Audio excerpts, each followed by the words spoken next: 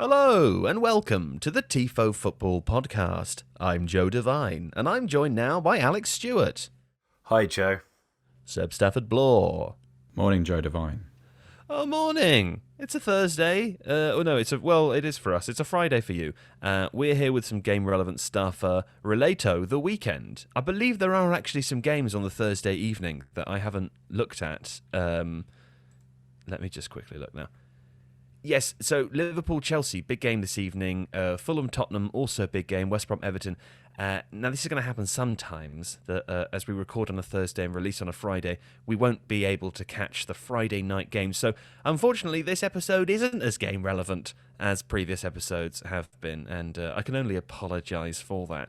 But I'm sure if you were to visit, one of the other big football podcasts, they do a better job of explaining it anyway, so enjoy that. But we're here today to talk to you about Manchester City versus Wolves. We're here to talk to you about foggy South London and the workhouses, or Crystal Palace, Manchester United. There's also a little sprinkling of Mönchengladbach Dortmund, Joe's stats and quotes database, and also there is a discussion of, ahead of the weekend, I suppose, the big Manchester derby. We also didn't mention, I don't believe, but I did write it down in my notes to mention it, that not only are Manchester City, who faced Wolves on Tuesday, playing Manchester United in a derby at the weekend, but Wolves are also playing in a derby at the weekend. So there you go. Have I missed anything out, Seb? I don't think so, Joe. That was pretty comprehensive. I mean, there's a strange interlude which is all about special lions, but that will kind of speak for itself as and when it comes up, I think. Okay, that's all for now. Let's get into today's episode, and I will leave you in the warm hands and the cool embrace of everyone that's here.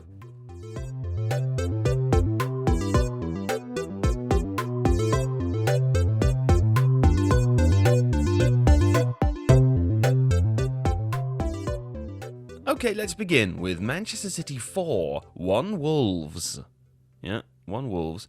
How have City saved their season? Because in game week 10 of the season, City were in 11th place. And since then, they haven't lost. And they've won all but 2 games, which is almost boring, isn't it? Incidentally, those 2 losses were home to Leicester in game 2 of the season and away at Spurs in game 8. And there were 0-0s against United. But what did Guardiola change? I mean, I'm going to come to you for this, Alex, because I think it's a pretty it's a remarkable turnaround from the inconsistency that we saw from City at the beginning of the season. I mean, you and I have had conversations before Christmas where we thought every team was just going to be inconsistent and this was going to be an unusual season. It seems that City have they've won the title now, basically. Effectively, they have, right? Yeah, I think it's extremely hard to conceive of anyone being able to catch them at this point. The main thing they've done really is they've tightened up. Obviously, one of the problems they had last season was the absence of Fernandinho for significant parts of it, or the requirement for Fernandinho when he was there to play in central defence, and this caused spacing problems, particularly in front of the back four. And through kind of going back to really inverting the fullbacks quite a lot, and Cancelo has been particularly good this season, Pep has basically compressed the space between the defensive line and the midfield line. That has commensurately brought the attacking line slightly deeper back as well, and the absence of a proper striker in a lot of their games has done that too. So this is why City aren't necessarily converting all of the chances every time they get the ball into the final third, but it does mean that they're much, much less open. There's much less of a space, particularly in front of the right centre-back. The passing network in that area is tighter, and so they can control possession a lot more easily, and they're much less likely to get turned over by a counter-attack. Do you know, the one thing I noticed again in this game in particular, Alex, was that when City lost the ball, particularly in Wolves' half, they won it back very quickly in a way that reminded me of Jurgen Klopp's Liverpool of a couple of years ago. But also they looked at their most dangerous without the ball, which is an interesting thing for a Guardiola team. Well, I think it's partly because when you have players quite close to the ball, if there's pressing, what that also does is it means that if you win the ball back, then transition is more straightforward because you have a greater number of players around the ball. This is why when Klopp first introduced pressing at Liverpool, proper pressing, he was kind of bringing as many as 4 or 5 players around the opposition player in possession, so that not only was that opposition player stifled, but also if the ball was won back, then there are a plethora of close passing options.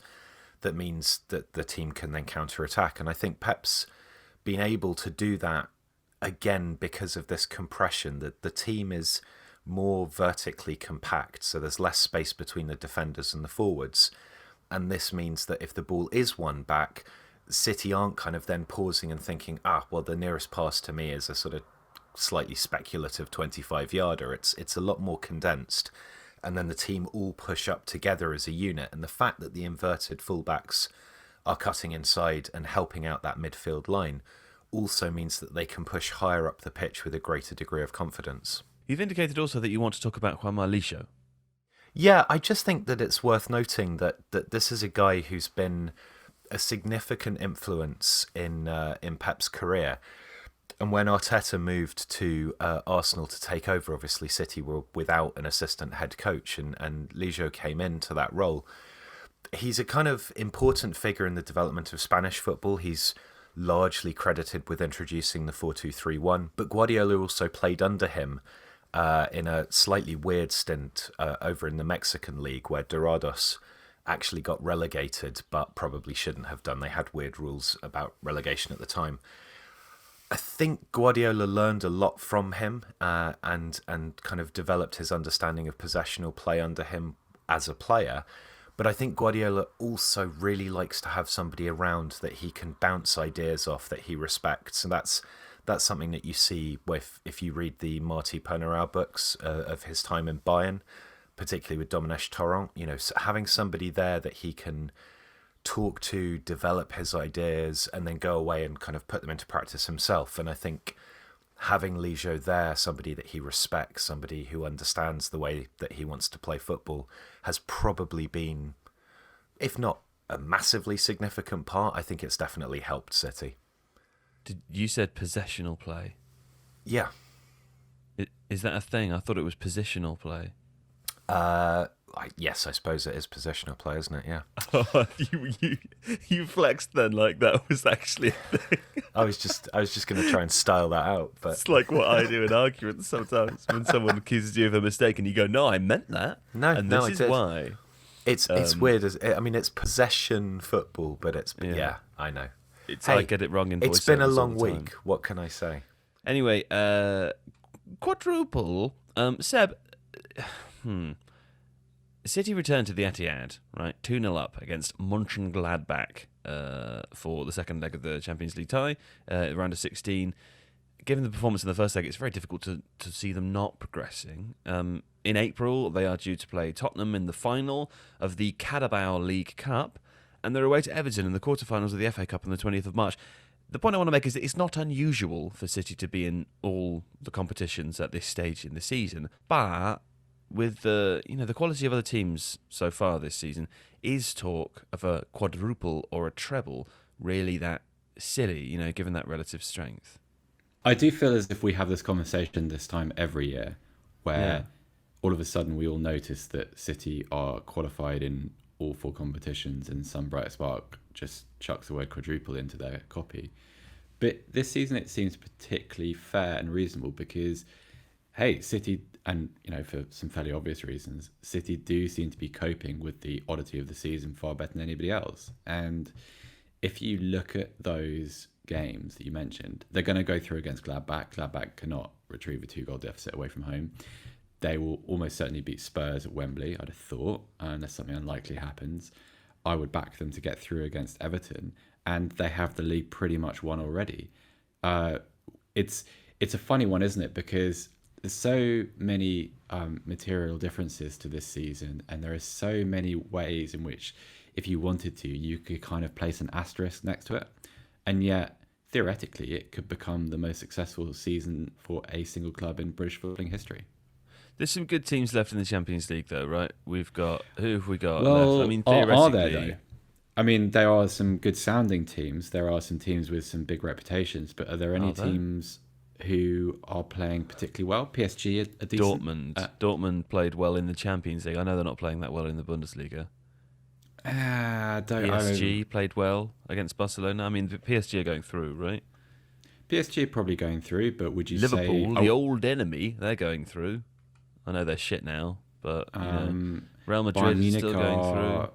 Also not that impressive. Bayern Munich are less than they were, clearly, despite running away with not running away with the Bundesliga, actually being hauled in by Leipzig. So it's competitive, and if you were to pick a winner now, City would be top of your list very recently. What if you got to a final where it was PSG versus Man City or Qatar versus the UAE?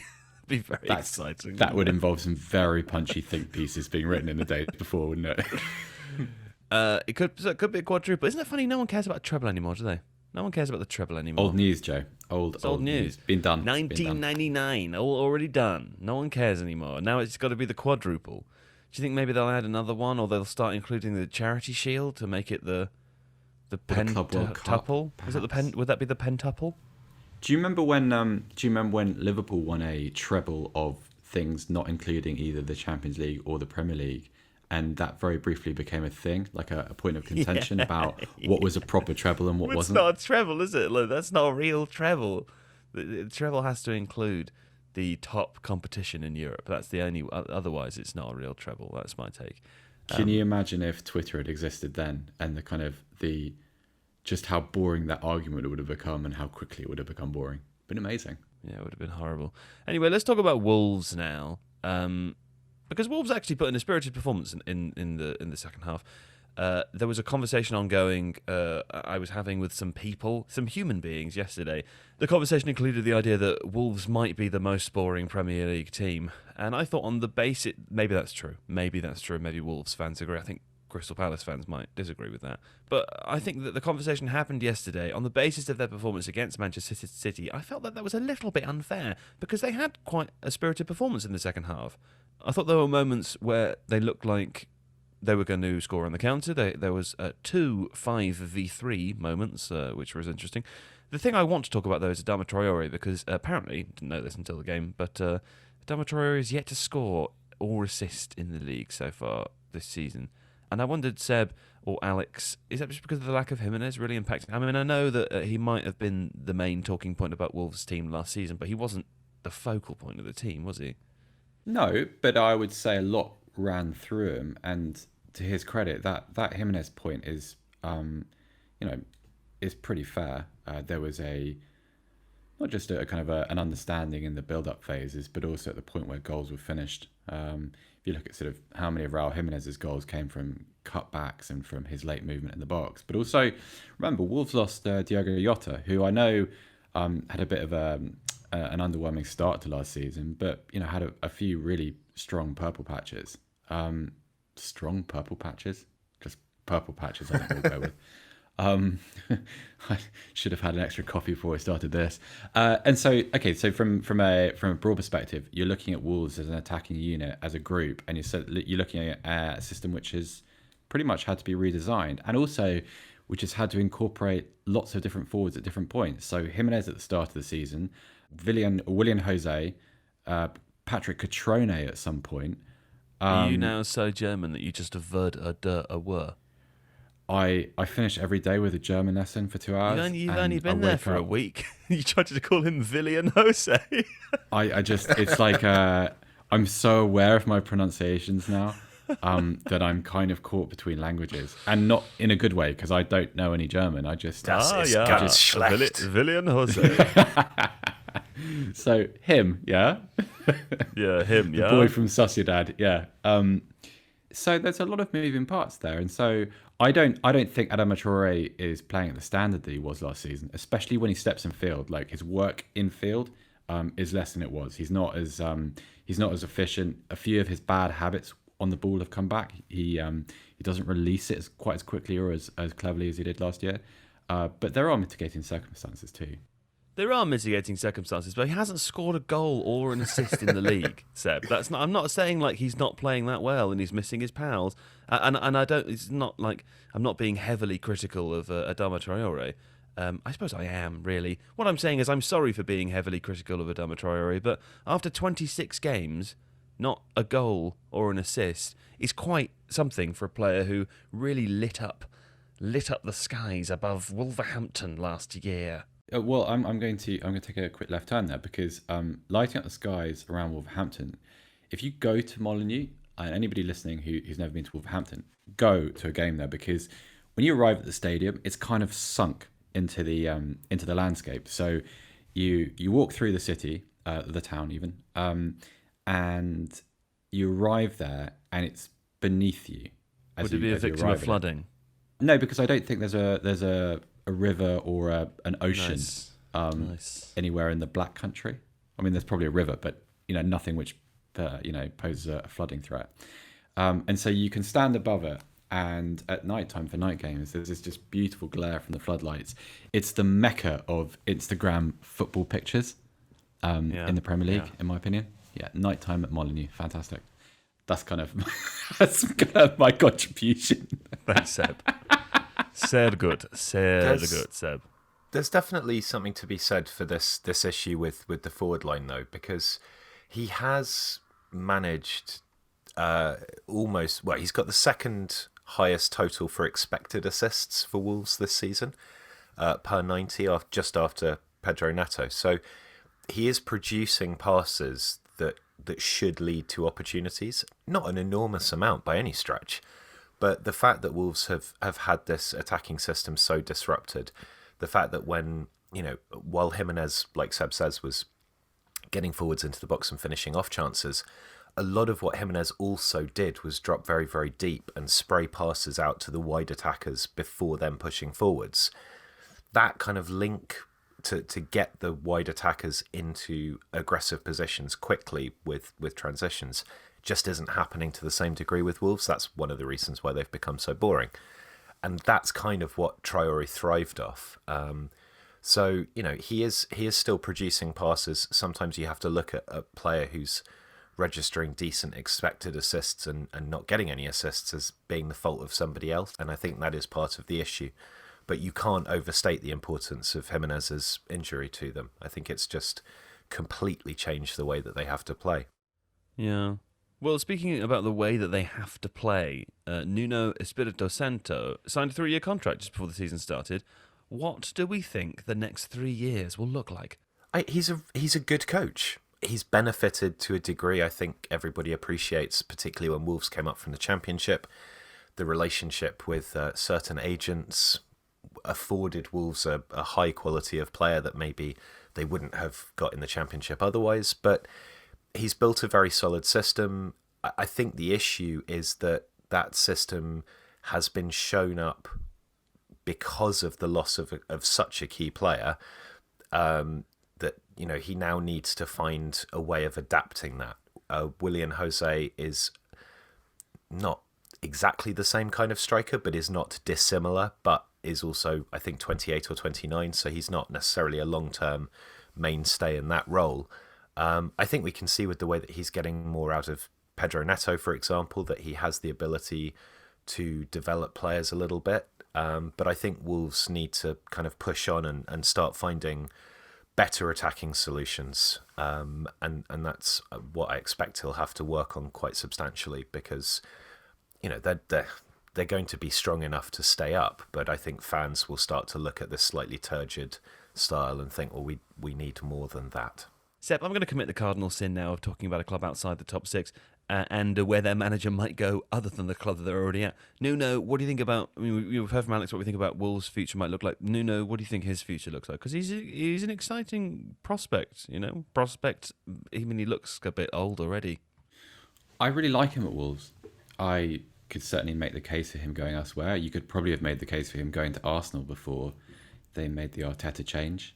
You could probably also have done the same thing for Spurs prior to Mourinho's arrival, or post his departure if you're feeling mischievous. I think the future for him, or the short-term future, is going to involve a pretty difficult rebuild. Alex mentioned the ages of some of the players, particularly in attack, but also if you look at Jean Moutinho's best days are behind him. Still a fabulous player, yes, but he can't go on forever. Is Ruben Neves? I wonder whether Ruben Neves is potential has flattened out a little bit over the last few years. I don't know if that's fair or not. But you need to reconstruct different parts of that side, because at the moment it's sort of like it used to be, but not quite what it's going to become, if that makes sense. So I think in that situation, it's really, really important to keep a manager in situ, because then at least you have the stability in the dugout, in the technical area. And I'd like to see him lead that. I'm curious as to what he would create from what is now more than a standing start. He's in the Premier League. Wolves have had a couple of years of broadcasting payments. They've got a little bit of a reputation, and Molineux's become known as somewhere where really good players can go and can remain visible and can develop, and if they want to, can get moves to really big clubs. See Diogo Jota for an example. And I'd like to see what Nuno could do there. I mean, obviously we've touched on the George Mendes relationship. So if you pair those two up, you add in Wolves' Premier League stability, and you begin a period of redesign, I think that looks quite healthy. I mean, I'm not saying it wouldn't be difficult and it wouldn't look a bit up and down for a few months, maybe even an entire season, but that's a project well worth his time, because is he gonna get a job at Real Madrid or Man United or Bayern Munich? No. So isn't the best opportunity to try and elevate the club that he's at, who do have a lot of potential? When you've got that ownership group and that agent behind you, you do have a lot of potential. And so he's really restricted to Wolves or quite a few lateral moves, in my opinion. Yes, that makes sense.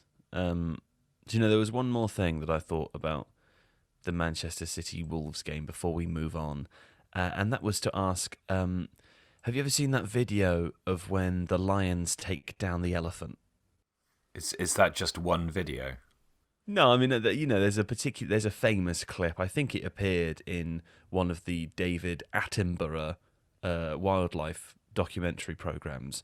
But there's a particular group of lions that live in, I don't know, the world somewhere. I can't remember where. But they are special lions in that they hunt and eat elephants. And they're like the only lions in the world that do this in this particular area. And watching them do it is just horrifying. Like, horrifying watching this happen. It would be sometimes be a young elephant maybe, but like an old bull elephant or whatever, running for its life, slowly being tired as tens of lions just hop out of the shadows of the night onto the back and claw away at the thick skin until the elephant is so tired that it falls over, and then they just rip it to shreds. Lions definitely hunt during the day, though. These lions were hunting at night in the video. Yeah, your special lions. I'm confused. That's the thing you pick on from my story. It's like, oh, actually, I think you'll find you're wrong, because actually lions hunt in the day. Listen, mate, these special lions were hunting at night. If you haven't seen the video, then you're not sufficiently connected to society. So there's the handful of things on BBC One that you have to watch or you'll be ejected from the country. No, but the special lions, and it felt every time that Wolves had the ball, Man City lost the ball for a couple of minutes, it just felt a lot. I was reminded of the multiple lions. Who's the special lion in this analogy? No, every Man City player is a lion. There's not just one lion. Like, one lion couldn't take down a. Why are these? Why be so difficult to explain? Yeah, but why are you presenting wolves as some kind of mighty elephant plodding through that can only be taken down by a special lion? We've just spent 10 minutes talking about wolves as flaws, and now they're a kind of an unlikely survivor in a dangerous, hostile world. That's weird. They're slow, and they kind of are an unlikely survivor. They're not in the relegation zone, right? They're not near the relegation zone. They're not going to be relegated. They are going to survive. They're big, and they're slow, apart from Adama Traore. They've got like a big George Mendes sat on their back with a rifle. I mean, listen. Can Man City only play at night? It transpires from the last time I did an analogy. Actually, people fucking loved it. Yeah, people like Rocket League, and you two, you just don't know what's funny or what's good or what's clever. You have to trust me that Man City were like the Lions taking down the elephant. Okay, and if you haven't seen the video, then go and fucking watch it, because it's a good video. We'll be back after this to talk about Crystal Palace 0 in the fog against Manchester United. Righty tighty. Crystal Palace 0, Manchester United. Ooh! We're at a foggy South London, yeah? The women and the children all came from the, they saw the spectacle coming from the industrial... Ooh, the players all came down on the famed locomotive. What is wrong with you? It's a fog. It's fog, and fucking... I think he's trying to recreate the beginning of whichever Dickens novel it is. Oh, nary an eyeglass in sight, my good man. Might as well be from the New World. We're still recovering from the Great Fire, and the reeling from the sickness. Yeah, it's foggy. That's like. And guess what happened? Do you know what earlier. happened? The children, they went back to the workhouses, fucking depressed, because this game was just. Everybody knows you can't see zebras in the haze. That's what the haze, that's what their camouflage is for, You can buy horse rugs that are patterned like zebra so that flies don't land on them. Horse rugs? Yeah, rugs for horses, yeah. Oh, I just assumed you meant rugs made of horses.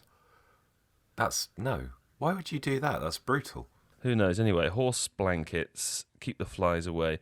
Zebras, foggy South London, workhouses. What am I saying? I'm saying, oh yes, United were bad. Here's what I'll say. They put in a pretty woeful performance. So much so that for the first half of the second half, if you get that, Crystal Palace had more possession. United couldn't keep the ball. Every attacking player looked off the pace. Fred's passing was unusually bad. Don't laugh at me. Luke Shaw tried his best. Rashford vanished. Pogba has been injured since January, and the team haven't looked this bad in every game. And so this is why I'm mentioning this. But you feel that this was a sort of performance that really needed someone like him. And Cavani was so not bad, just so unnoteworthy as to not even be mentioned in my little preamble there. Seb, people are going to go hot and heavy about this, and I think they already have. When was the last time Manchester United scored a goal? Are they going to be relegated? But the truth is that they haven't looked this bad in every game since Pogba has been injured. That sort of, I understand why people are, or why some of the critical response to it would be to knee-jerk back to that moment. But, for vast periods of the season, Pogba's been no help anyway. And even when he wasn't injured, he wasn't always playing. So the idea that this is all because he is unavailable, I think is a bit far-fetched. It is, however, undoubted that they looked just terrible last night. Like they didn't care, basically, is what it looked like. Yeah, I wouldn't argue with that. I'd also say that they didn't offer an awful lot at Stamford Bridge against Chelsea. But, let's be fair. They haven't lost since, I think, the end of January. And whilst we talk about Solskjaer being a streaky coach, and he is, clearly, he's reliant on the performances of individuals, and his teams have always suffered peaks and troughs, at least his Man United teams have. This trough isn't nearly so deep as some of the others that he's encountered. If you think back to where they were at the beginning of the season, this was a team that conceded 6 goals at home to Jose Mourinho's Spurs. So little bit of context. I actually think they did offer quite. I thought this game was very different to the Chelsea game. I think in the first half of the Chelsea game, particularly, Manchester United's the speed of their passing was pretty fast. Like it was faster than I've seen of that team this season in most games. Also, their retention of the ball was much better. I feel like I'm not exaggerating when I say that they literally couldn't keep the ball last night. But Joe, firstly, Stamford Bridge involves a little bit of a trick of the mind sometimes because you've got that slightly lower camera angle. It always feels like. Do you remember watching games at Highbury on TV all those years ago, and it would always seem a much quicker game because of the camera angle? It's a little bit like that. I've always felt at Stamford Bridge. Are you telling me my eyes deceived me? I think a little bit, and also. I hate to go back to this and to employ this excuse one more time, but this season is just really weird. Teams go off the boil very, very quickly. One of the things that happened last night that nobody's really talking about because of the Man United Palace Borathon is just how bad Villa were against Sheffield United. They were absolutely dismal. And yet 2 or 3 weeks ago, we're talking about Dean Smith. We, not us, but the collective us. We're talking about Dean Smith as a coach of the year, and not unreasonably so. So look, I think you just have to suspend the normal rules of tantrum that go with Manchester United not winning for a couple of games, because it's happening to everybody bar Man City, and it seems like each team seems to suffer through this kind of period every 6 weeks at the moment. And I don't know. I've said some fairly negative things about Ole Gunnar Solskjaer in the past, but I don't. Beyond just a little bit of bluntness, and you're quite right, the ball speed thing is an issue sometimes, and the accuracy of some of the passing from deep when Pogba's not on the side, also a problem. But I don't know. It's not a crisis, is what I'm trying to say. That's kind of what I said in my question, though. I think that's the problem. I kind of just said it back to you in more words, though. You said it back to me as if I was saying a different thing, and I resent it. I also belittled you with the Stamford Bridge comment quite successfely. Where's the you lion? really did. You knuckled down on my head with that. That's a really sinister laugh. Where are your special lions now? But isn't this the thing that teams have boring games? It's entirely normal that sometimes stuff doesn't work particularly well, and if United generate so much of what they do going through Fernandes, if you sit somebody on Fernandes, and I think Milivojevic and McCarthy did well in the midfield for Crystal Palace, you can close down a lot of what United do. I thought Luke Shaw actually had quite a good game, continuing he tried the his fact best. that exactly, and that Best. well, he found that lovely pass through for Rashford, which Rashford screwed the shot slightly wide for, and a lot of what United did that was good came through him. It's just, I think Daniel James' chance as well. I think that was his cross. Yeah, and you get, the thing with football is because it's a low-scoring game where luck has a lot to do with it. There's sometimes quite fine margins between. United registered an XG of about 1, depending on which model you go for. So there's every chance that if you played that game 100 times, they would have scored a scrappy goal, and everyone would be talking about how Solskjaer's team shows a great deal of resilience under difficult conditions and emerges with the kind of victory that is the hallmark of a team really moving in the right direction. Because not it didn't to, happen, and because the game was boring, then everyone's going, But it wasn't just boring. That's the thing. Like, I don't want to dig my elbow into the ribs of Man United fans, but they were actually bad. Like, every player was much worse than they normally are, with the that's exception true. maybe of Luke Shaw. And I don't think that's just a boring game. And I think Henderson. it was made boring. I think the result of that was a boring game, but the symptom was not, was not related to that. I don't know what it was related to. But like even Marcus Rashford, for example, who probably just needs a rest, right? Marcus Rashford couldn't keep the ball from going off the touchline about 3 times in the game, like when it was a simple pass to him. Like there's basically, I don't know if it's just a moment in time or a point in that kind of relative season's journey or whatever, where lots of players all at the same time are feeling a bit exhausted and a bit spent. But it certainly looked like that because there were so many mistakes. That's definitely true, and I think everyone is feeling a degree of fatigue, aren't they? With Perfect timing. The contention of this season, but also Palace are exactly the kind of team that would give this sort of Manchester United side a problem. They have a very strong physical centre forward. They have a couple of quick players that can dart inside. Otherwise, they work a really good low block. They've got competitive central midfielders who can close down Fernandes. You're not going to get a huge amount of passing from the Man United double pivot. And so it's a combination. United were lucky that Zaha was unavailable, I think. Yeah, but Townsend and Eze were both, they both had moments where they looked like they really troubled, particularly that double pivot, and Benteke up front gave Maguire a difficult time. So, again, there are certain kinds of sides that are going to pose a team that relies on individual quality and likes to counter-attack at pace problems. And Palace are one of those teams, and it's played in crap conditions, and the shirts look weird, and there's just lots and lots of things going on there that I think contribute to a performance being bad, rather than just plonking a team down on any pitch against any opponent and them being rubbish. But how many? I mean, more broadly, guys. Like, when was the last time you saw a really good game? What was the last time you walked away from a game not involving the team you support and thought that was really entertaining?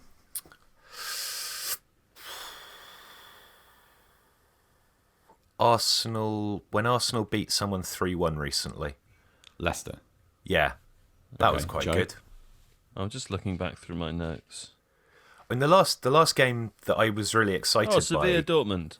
did involve my team. I thought Leeds Southampton was a really exciting game, partly because it was so chaotic and the pitch was so bad.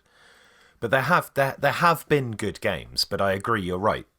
They're fewer and further Alex, between. keep talking, because I think the longer Seb has to make to qualify the point, and we both know he's going to make already, the funnier it will be and the less impactful it will be. Because what he's actually done there is he's set us up in one of those, like, well, you answer this question simply, and then when it comes back to me, what I'll do is I'll just blow you out of the water with what I want to say. And listen, nobody here's an idiot, mate. Everyone who listens to the Tifo podcast is smart, right? That's how it works. That's why they're here, yeah? So what we're actually going to do is we're going to move on and not let you finish your ever so cool point, yeah? Lions aren't so funny now, are they, mate? You big fat elephant. Anyway, United go to the Etihad on the Sunday. Perfect timing to have this kind of dazed midweek game. And of course, they go there retaining their 21-game unbeaten streak. I think that's away from home. What I'm trying to say, without labouring the point, is that you can kind of see City tearing United apart on Sunday. Go. Yes. And I'm thinking, thanks, Alex. Do you want some justification for that? Well, specific matchups. I'm thinking, like, who are McTominay and Fred likely to come up against? We got Rodri, we got Bernardo, maybe we got De Bruyne. Like, there's a lot going on in that midfield. Well, it's going to be the late runners from deep that I think will cause United the most problems. It'll be when Gundogan or Bernardo Silva or whoever plays in that midfield role pushes forwards, especially if City go with the false nine thing, where they've been using De Bruyne in that role, but playing very, very fluidly. I mean, it's not your classic false nine who just drops off and plays between the lines. De Bruyne's all over the place. So I think with particularly if Matic plays, that absence of pace tracking those runners is going to cause Man United huge problems.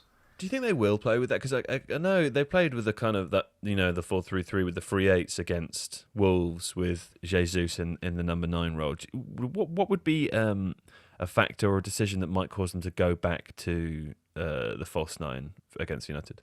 I guess he feels maybe that Maguire particularly can be drawn out of position, and because Maguire quite likes to go forwards anyway, and if Maguire's looking to push on and help out the midfield by stopping those runners at source, that's going to create a lot of space for City's wide players to cut inside.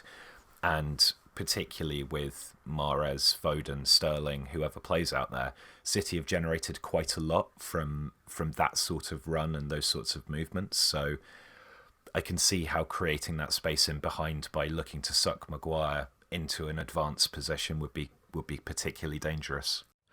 Seb, would you think this could be a big scoreline? No. I think if there are goals at all, that would be a bit of a surprise. Oh, you think it'd be a 0-0?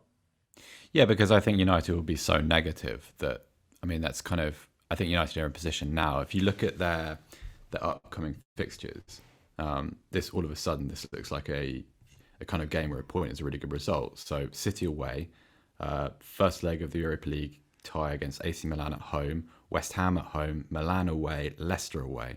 Like, if you begin that sequence with a point, I think that looks pretty good.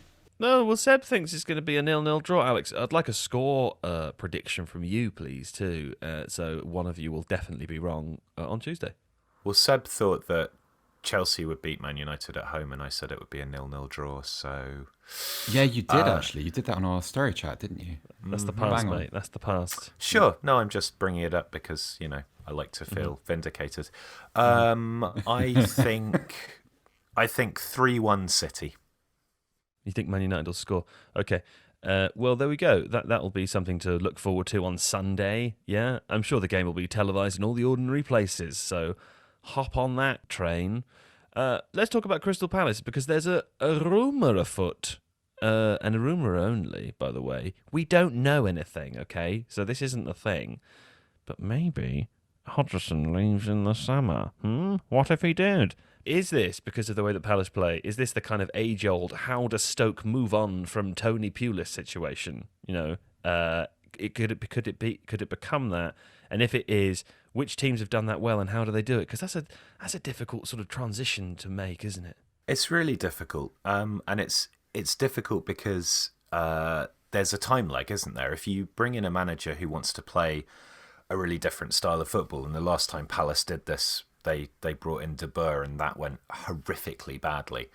But you inherit a playing squad that's been built by another manager with a different style of play, and so you either have to get that playing squad to start doing things very differently, or you have to transition that playing squad quickly enough that the style of football changes successfully, but not so quickly that you start with a new starting 11, because that doesn't work either. So it's incredibly hard to do. When Pulis left Stoke and they started to transition, Mark Hughes was actually given quite a lot of time and quite a lot of transfer budget to build that transition. But even then, it wasn't that successful. The only one I can think of that's really worked that well has been Leicester, where they went from sort of, the very counter-attacking style of Ranieri, and they've segued to Brendan Rodgers' style. But it's even that is, that's taken a long time and a lot of transfers. Did you call him Brendan Roser? I just sort of butchered his name, but I was going to gloss over it because I can't be bothered to correct myself. It feels like that example, Claude Puel did a little bit of he took the bullet as the kind of the between eras guy who came in and adapted some things which were initially unpopular, alienated a few players so that eventually Brendan Rodgers could come in and be the good cop. He he almost did that at Southampton as well. I think Puel is an interesting case because actually at Southampton he was part of what made our defence much, much stronger. But like you say, it was so boring. there were players who were just going, "Oh, really?" But you could see why he was.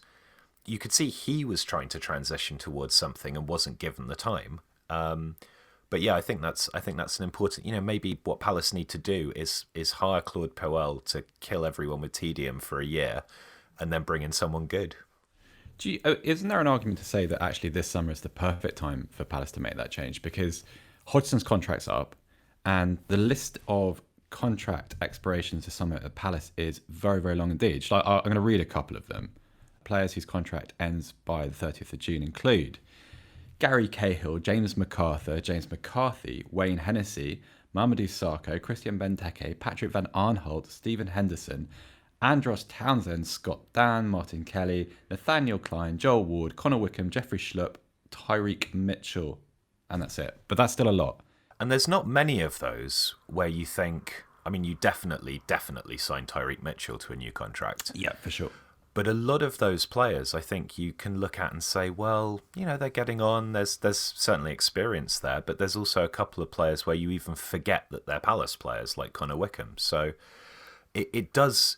I agree, this would be a good time, but I also think, given the financial circumstances in which all of football finds itself, do you really want to be committing to hiring a new manager on probably a fairly significant wage and also looking to rebuild a squad quite that much? It feels like, while the contract situation is set up for that, the overall financial situation isn't. No, I get that argument. I just think it's a really good time to lose a lot of money off your wage bill, and potentially freshen up without. Because my fear when a new manager comes in this situation is that a couple of players get jettisoned, they get bombed out, and they're starting to train with the under-23s or the youth team, and there's this kind of glut of misery at the club which saps the energy off everybody else. And I think this is kind of one of those rare situations in which you don't have to kind of sidestep that landmine, which is really nice. I'm not saying that it's not really, really complicated in other ways. Clearly it is, but it's an unlikely and unusual opportunity. Seb, you watched the Borussia Mönchengladbach 0-1 Borussia Dortmund game, didn't you? And you had something to tell us. I did, because I'm cool and European now. I just wanted to point people towards Dortmund's winning goal. It's just a beautiful bit of counter-attacking football. One of those where the ball moves 70, 80 yards in the blink of an eye, and it's all one-touch passes and perfect timing, and finished off by a really nice finish by Jadon Sancho. Just a really nice bit of football, which was a very nice way to finish my Tuesday night. It's also worth, I think, observing, and it is a beautiful goal. People should go and check it out. But the role that Haaland plays in dropping off and playing one of those one-touch passes, I think bodes very, very well for his development as a striker beyond just what we know him to be currently. I think that's an area of his game which doesn't get recognised enough. He scored do you guys remember the goal he scored in Leipzig probably a month or two ago, where he was part of the build-up and then he scored at the back post with like a really thumping header.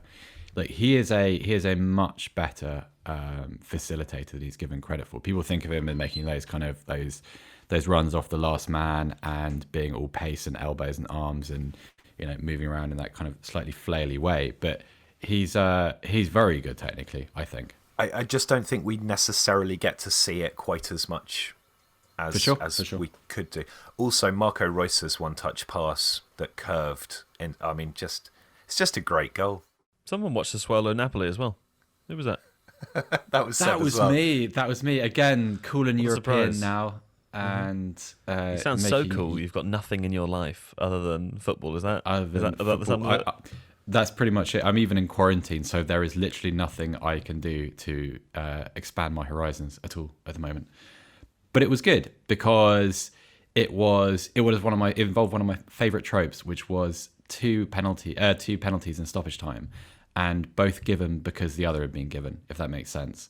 So it looked like Napoli had won the game when the referee kind of bought a very, very, very soft penalty, just a kind of a dying giraffe collapse in the penalty box. And then Sassuolo went straight down the other end of the pitch and pretty much did the same.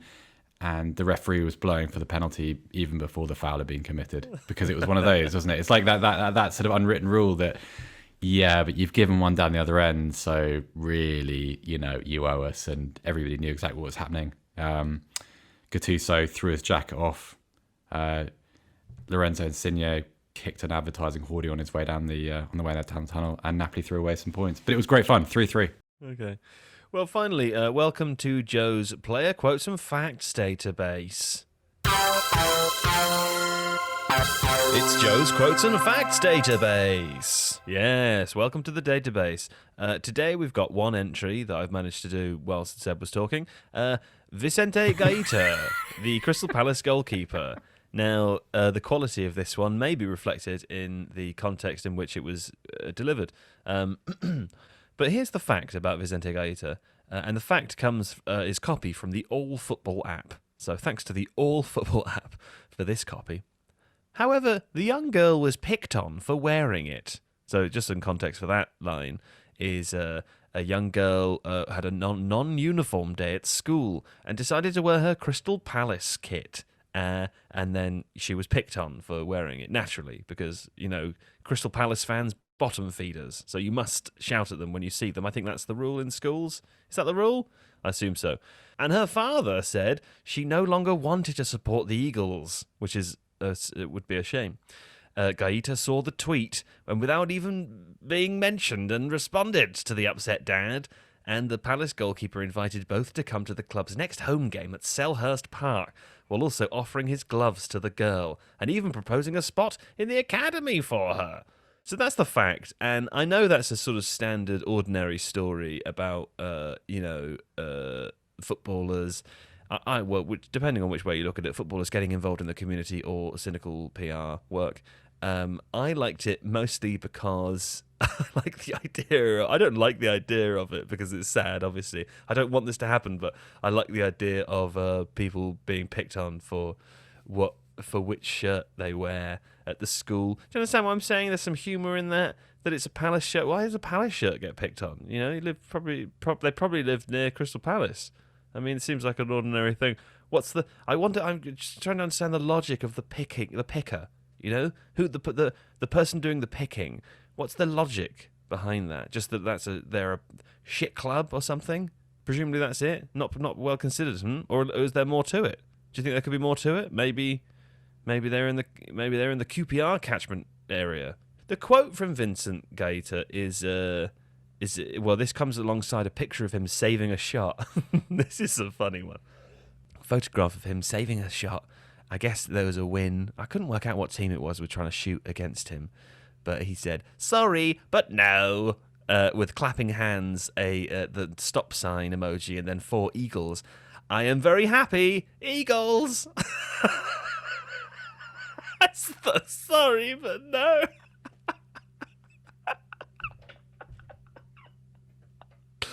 So there you go. That's the this episode's instalment of Joe's Player Quotes and Facts Database. It's Joe's Quotes and Facts Database.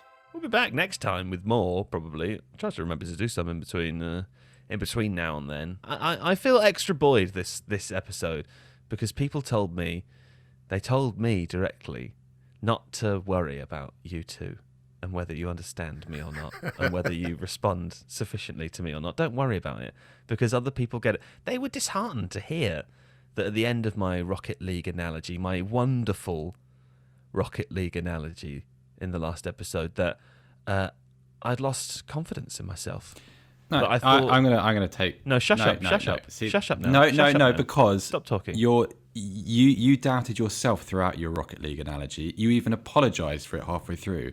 Yes, and because in fact, there was that's no. What I'm saying. Was, that's the relation to that's the lack of self-confidence. I felt like this is a good thing to say, and then the lack of response in the room made me think, oh, maybe not. But you know what I did a thing that the footballers that we all look up to never do, which is doubt themselves. I second guessed. That's all I'm saying, and I'll never do that again. I'm so pleased that you've made a breakthrough. Well, there's a lot of T-pos out there that were very supportive, and right. That's probably the end, isn't it? Seb, thanks to you. Yeah, thanks, Joe. And Alex, thanks to you. Thanks, Joe. Thanks as usual to producer Adonis, and we'll be back on Tuesday with more game-relevant podcasting for you. Au revoir!